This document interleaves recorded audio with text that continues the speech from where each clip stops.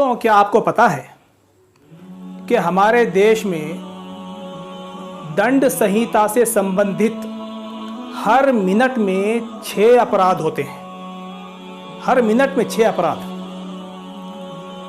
हर रोज़ हमारे देश में और हमारे समाज में हत्याएं होती हैं, बलात्कार होते हैं, लोगों को लूटा जाता है, करप्शन होता है, चोरी होती है, डकैती होती है, बड़े बड़े स्कैंडल होते हैं। एक ऐसा वातावरण है कि सुबह, दोपहर और शाम बस यही चीज़ें हमको सुनने और देखने को मिलती हैं मीडिया के माध्यम से। कहीं हत्या हो रही है, कहीं निष्पाप मासूम लोगों को मारा जा रहा है, कहीं जो है बहुत सारे लोग मिलकर मॉब लिंचिंग कर रहे हैं, लोगों को मार रहे हैं। कोई किसी पर हमला करता है कुदाल लेकर तो तलवार लेकर, डंडों से, लाठियों से मार मार कर मासूमों की जान ली जाती है, हत्याएं की जाती हैं। एक आम आदमी परेशान है, सहमा हुआ है कि ये देश किधर जा रहा है, ये समाज किधर जा रहा है।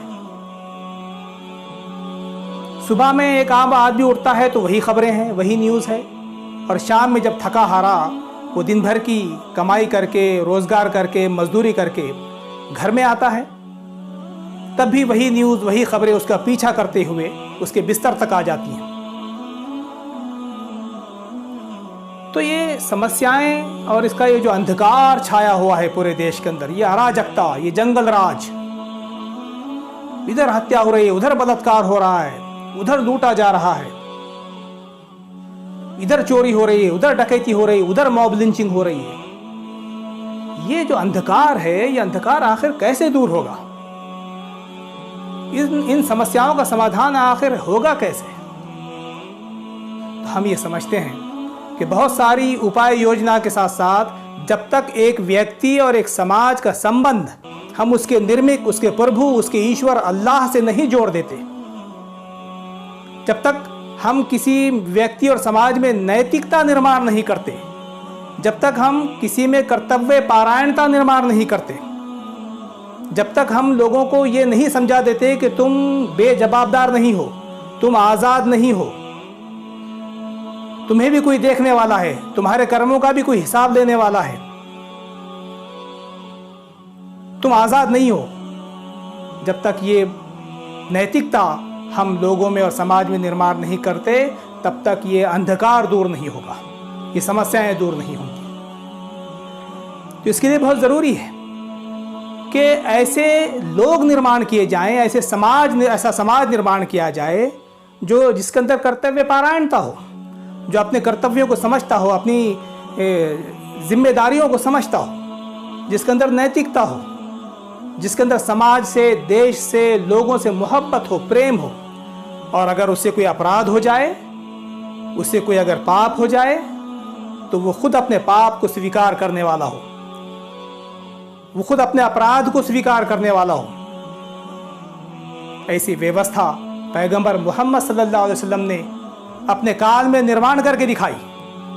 एक ईश्वरीय समाज व्यवस्था के आधार पर प्रेषित मोहम्मद सल्लल्लाहु अलैहि वसल्लम ने एक ऐसा वातावरण निर्माण किया, ऐसी नैतिकता निर्माण की, ऐसे लोग निर्माण किए कि अगर उनसे अपराध हो जाता था, अगर उनसे कोई पाप हो जाता था, वो स्वयं दौड़कर प्रेषित के पास आते थे कि हमसे ये अपराध हुआ है, हमसे ये पाप हुआ है, हमें दंड दीजिए, हमें सज़ा दीजिए।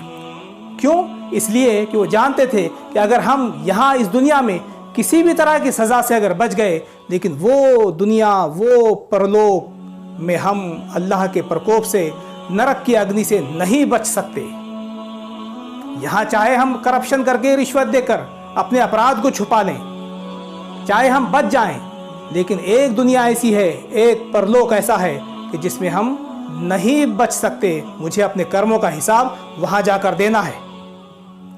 तो लोग दौड़ कर आते थे ऐसी व्यवस्था निर्माण की। तो आज भी हमको इस व्यवस्था की ज़रूरत है, एक ऐसी व्यवस्था कि जिसमें महीनों तक जज साहब अदालत लगाकर बैठा करते थे, लेकिन महीनों तक उनके पास कोई केस नहीं आता था, कोई अपराध नहीं करता था। उन लोगों के अंदर ऐसी नैतिकता थी कि वो खुद आकर अपने अपराध को स्वीकार किया करते थे और कहते थे कि हमें दंड दीजिए। क्यों? इसलिए कि उनको अल्लाह से प्रेम था, अपने निर्माता निर्मिक से प्रेम था, उसका भय था कि अगर मैं जो है यहाँ पर बच भी गया तो मैं वहाँ बचने वाला नहीं हूँ, इसलिए बहुत ज़रूरी है कि मैं यहीं पर दंडित हो जाऊँ ताकि वहाँ पर नरक की अग्नि से बच सकूँ। आज भी हमको इस विचारधारा की ज़रूरत है, ऐसे लोगों के निर्माण करने की ज़रूरत है जो अपने अपराध को स्वीकार करें, जो अपराध करे ही नहीं, जो किसी के साथ लूटपाट करे ही नहीं, जो चोरी डकैती स्कैंडल्स बड़े बड़े करे ही नहीं। ऐसे लोग हमको निर्माण करने होंगे और ऐसे लोग एक ईश्वरीय जीवन व्यवस्था और समाज व्यवस्था के आधार पर हम निर्माण कर सकते हैं। आज भी हमको ज़रूरत है कि हम पैगंबरी व्यवस्था का अध्ययन करें और देखें कि क्या पैगंबरी व्यवस्था आज की समस्याओं का समाधान कर सकती है, क्या इन अंधकार को दूर कर सकती है जो मैंने अभी आपके सामने जिनका वर्णन किया है। तो हमारा ये विश्वास है, श्रद्धा है कि पैगंबरी जीवन व्यवस्था हर तरह के अंधकार को दूर कर सकती है। ये जो अपराध का अंधकार छाया हुआ है, इस अंधकार को दूर करने के लिए पैगंबरी प्रकाश की ज़रूरत है, ईश्वरीय प्रकाश दिव्य कुरान की ज़रूरत है। इसके माध्यम से आज की सारी समस्याएं, आज के सारे अंधकार दूर हो सकते हैं और हम ऐसा समाज निर्माण कर सकते हैं जिसमें अपराध बिल्कुल भी नहीं होंगे। ऐसा समाज हम निर्माण कर सकते हैं कि अगर अपराध हों भी तो लोग उसको स्वीकार करेंगे और अपने आप को दंडित करने के लिए वो जज के सामने, वो शासन के सामने अपने आप को समर्पित कर देंगे कि हमसे ये अपराध हुआ है। और जब ऐसा वातावरण निर्माण होगा तो चारों तरफ शांति होगी, समाधान होगा, सुख होगा, विकास होगा, किसी को किसी से कोई भय नहीं होगा। तो अगर हम ऐसा वातावरण, ऐसा समाज निर्माण करना चाहते हैं, अगर हम इन अंधकार को दूर करना चाहते हैं, इन अंधेरों को दूर करना चाहते हैं, तो हमको पैगंबरी व्यवस्था का अध्ययन करना चाहिए, कुरान की दी हुई व्यवस्था का अध्ययन करना चाहिए और उसके माध्यम से इस अंधकार और इस अंधेरों को दूर करना चाहिए और अपने समाज को और अपने जीवन को प्रकाशित करना चाहिए।